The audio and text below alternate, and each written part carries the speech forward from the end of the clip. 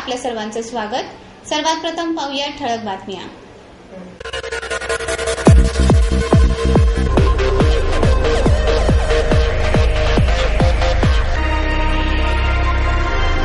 आयुकात पहिल्यांदाच टाळ्या आणि शिट्ट्या, सामान्य माणूसही आला आयुकाला। लवासा प्रकरणी आदिवासींकडून कंपनीवर अॅट्रॉसिटीचा गुन्हा दाखल करण्याची मागणी। पश्चिम घाटातील जैवविविधता या विषयावर छायाचित्र प्रदर्शनाचे आयोजन।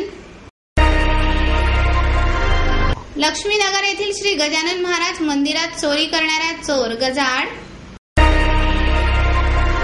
आजच्या बदलत्या काळात समाजकारण आणि राजकारण वेगळे झाले असून राजकारणातील सामाजिक आशय हरवीत चालला आहे। खासदार डॉक्टर जनार्दन वाघमारे यांची खंत। आणि वीरांगना झाशीची राणी लक्ष्मीबाई यांच्या 175व्या जयंतीनिमित्त त्यांच्या पुतळ्याला 111 पवित्र नद्यांच्या पाण्याचा जलाभिषेक। जोरदार टाळ्या, शिट्ट्या आणि तालावर थिरकणारे पाय, पारंपरिक पोशाखातील स्पर्धक हे चित्र आहे आयुकातील।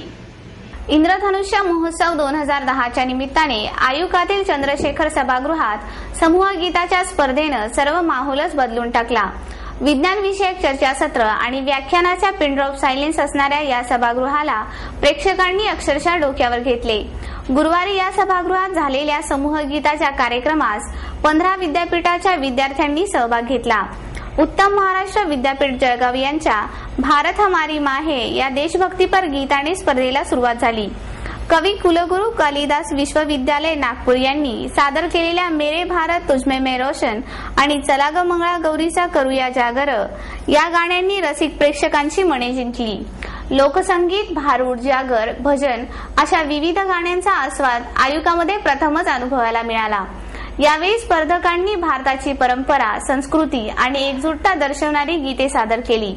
मराठमोळे लोकसंगीत सादर करून तर स्पर्धकांनी प्रेक्षकांच्या काळजालाच हात घातला। या समूह गीताच्या स्पर्धेचे परीक्षक म्हणून गायक पुष्कर लेले, मकरंद हिंगणे, हेमा उपासनी यांनी काम पाहिले। एक देशभक्तीपर गीत आणि एक लोकसंगीत असे स्पर्धेचे स्वरूप होते। या स्पर्धेच्या निमित्ताने प्रवेश निषिद्ध असणाऱ्या आयुकामध्ये सामान्य माणसालाही जाण्याची संधी मिळाली। याच वेळी विद्यापीठातील संत नामदेव सभागृहात मूकनाट्याची स्पर्धा पार पडली। वृक्षतोडीमुळे समोर आलेली जागतिक तापमानवाढीची समस्या, मुंबईवर झालेला 26/11चा हल्ला आणि सामाजिक बांधिलकीचा संदेश स्पर्धकांनी न बोलता केवळ अभिनयाद्वारे उपस्थितांना दिला। या स्पर्धेत सहभागी झालेल्या स्पर्धकांनी समाजात घडणाऱ्या घटकांना अभिनयाची चुणूक दाखवून नाटिका सादर केली। त्यामध्ये शेतकऱ्यांवर ओढवलेले संकट, त्यांच्या आत्महत्या, भोंदूगिरीद्वारे कसा पैसा कमविला जातो, रोबोमुळे माणसाचे काम जाऊन ते मृत्यूकडे कसे वाटचाल करीत आहेत अशा विविध विषयांवरील नाटिका कौशल्यपूर्ण होत्या।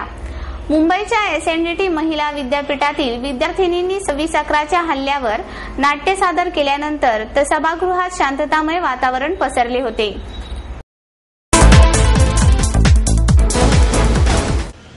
लवासा प्रकरणी आदिवासी शेतकऱ्यांकडून कंपनीवर अॅट्रॉसिटीचा गुन्हा दाखल करण्याची मागणी केली आहे।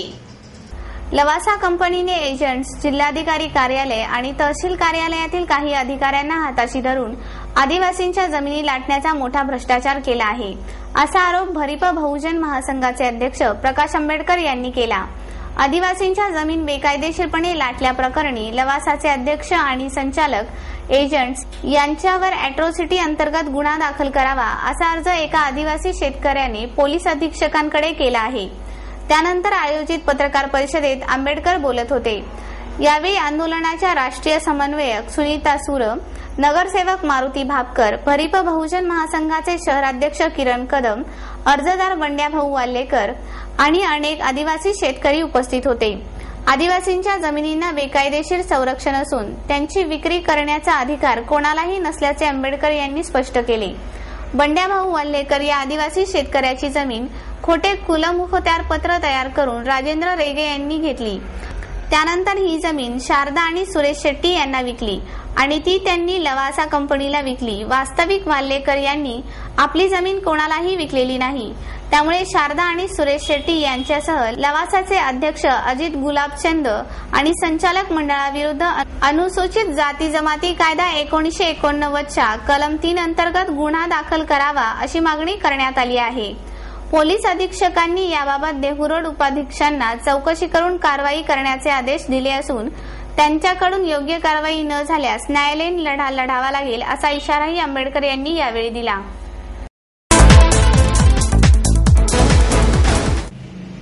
डॉक्टर सचिन पुणेकर यांचे पश्चिम घाटातील जैवविविधता हे छायाचित्र प्रदर्शन भरविण्यात आले आहे। बायोस्फिअर्स संस्थेच्या वतीने पश्चिम घाटातील जैवविविधता या विषयावर छायाचित्र प्रदर्शनाचे आयोजन करण्यात आले आहे। या प्रदर्शनाचे उद्घाटन महापौर मोहनसिंग राजपाल यांच्या हस्ते करण्यात आले। यावेळी संस्थेचे संस्थापक अध्यक्ष डॉक्टर सचिन पुणेकर, आघारकर संशोधन संस्थेचे संशोधक डॉक्टर किशोर पाकणीकर, महाराष्ट्र राज्य वन संरक्षक शिरीष आस्ताना, सूक्ष्मजीव शास्त्रज्ञ डॉक्टर सचिन वानखेडे, पुणे विद्यापीठ वनस्पतीशास्त्र विभागाचे प्रमुख सुभाष देवकुळे, पुणे विद्यापीठ उपकुलसचिव श्री सुधाकर बोकेफोडे आदी मान्यवर उपस्थित होते। या प्रदर्शनामध्ये डॉक्टर सचिन पुणेकरांनी काढलेल्या सुमारे 200 छायाचित्रांचा समावेश करण्यात आला आहे। पश्चिम घाटामध्ये आढळणाऱ्या दुर्मिळ वनस्पती, प्राणी, पक्षी, फुलपाखरे, साप, बेडूक अशा अनेक जीवांचा त्या नैसर्गिक अधिवासातील छायाचित्रांचा संक्षिप्तपणे समावेश करण्यात आला आहे। हे प्रदर्शन घोले रोडवरील न्यू आर्ट गॅलरी येथे भरविण्यात आले असून दिनांक 19 ते 22 नोव्हेंबर दरम्यान सकाळी 10 ते रात्री या वेळेत सर्वांसाठी खुले राहणार आहे। नमस्कार, मी डॉक्टर सचिन पुणेकर। आज जो कार्यक्रम आपण आयोजित केला आहे तर बायोस्फिअर्स ही एक नॉन गव्हर्नमेंटल ऑर्गनायझेशन ज्या संस्थेचं ऑफिशियल इनॉग्रेशन आज आपण 19 नोव्हेंबर 2010 रोजी करत आहोत। आज तुम्हाला माहिती की 2010 हे वर्ष जागतिक जैवविविधता वर्ष म्हणून जगभरात सगळीकडे सेलिब्रेट करण्यात येत आहे। तर त्याच धर्तीवर बायोडायव्हर्सिटी ऑफ वेस्टर्न घाट म्हणजे पश्चिम घाटातील जैवविविधता या विषयावर आपण एक फोटो एक्झिबिशन ऑर्गनाईज केलं आहे। तर आज या दिवशी बायोस्फिअर्स ह्या एनजीओचं ऑफिशियल उद्घाटन, त्याच्यानंतर बायोस्फिअर्स www.biospheres.in या वेबसाईटचं इनॉग्रेशन आणि फोटो एक्झिबिशनचं इनॉग्रेशन असे 3 इव्हेंट आज आपण घेत आहोत। तर या संस्थेचा मूळ उद्देश म्हणजे पर्यावरण रक्षण, पर्यावरणाविषयी जास्तीत जास्त अभ्यास करून जनसामान्यांपर्यंत किंवा संशोधकांपर्यंत पर्यावरण संदर्भात माहिती उपलब्ध करून देण्याचं काम ही संस्था यापुढे करेल।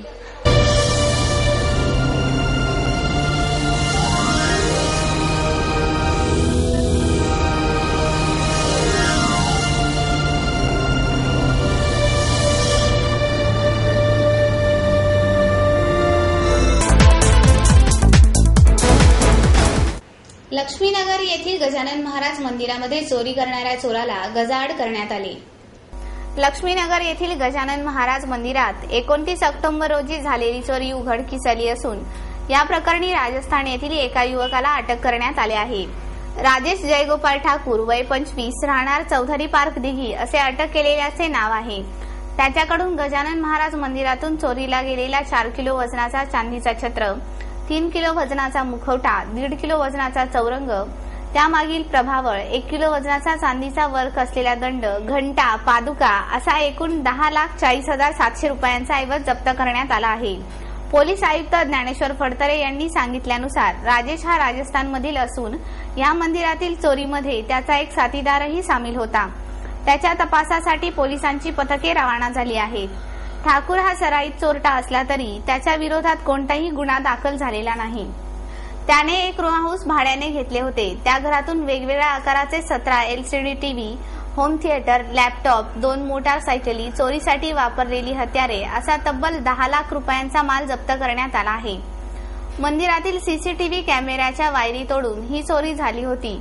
मात्र वायरी तोडण्यापूर्वी दोन्ही चोरट्यांचे काही चित्रण त्यात बंदिस्त झाले होते। त्याद्वारे ठाकूर यांच्या मार्फत पोहोचण्यास मदत झाल्याचे पोलिसांनी सांगितले। बदलत्या काळात राजकारणातील सामाजिक आशय हरवत चालला आहे अशी खंत खासदार डॉक्टर जनार्दन वाघमारे यांनी व्यक्त केली। राणा चव्हाण प्रतिष्ठानतर्फे डॉक्टर वाघमारे यांच्या हस्ते दलित मित्र राणा चव्हाण यांनी लिहिलेल्या यशवंतराव चव्हाण यांचे समाजकारण या पुस्तकाचे प्रकाशन करण्यात आले।